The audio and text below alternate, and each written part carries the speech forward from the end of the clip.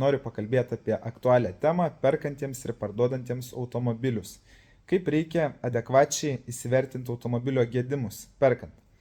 Tarkim, yra kažkoks gedimas, tarkim, kaip dabar karšta, neveikia kondicionierius. Kas gali būti N atveju? Siurblys, laidai, kiaura sistema, trūksta freono, radiatorius, gal šlangutė, gal tarpinė. Daug variantų.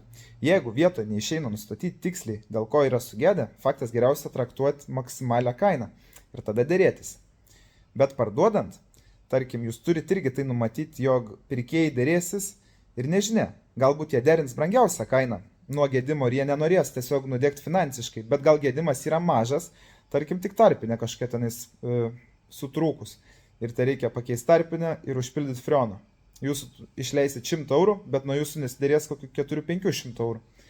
Taigi, pasistengkite davesti automobilius iki maksimaliai gero stovio, tada jis žymiai lengviau parsiduos ir už žymiai didesnę kainą. Plus, nuo jūsų neturės priežasties, dėl ko reikia dėrėtis kainai.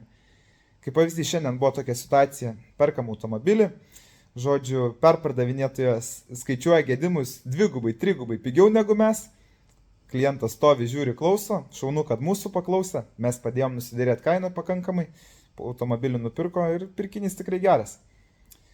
Taigi, tiek žinių, gerų jums pirkinių.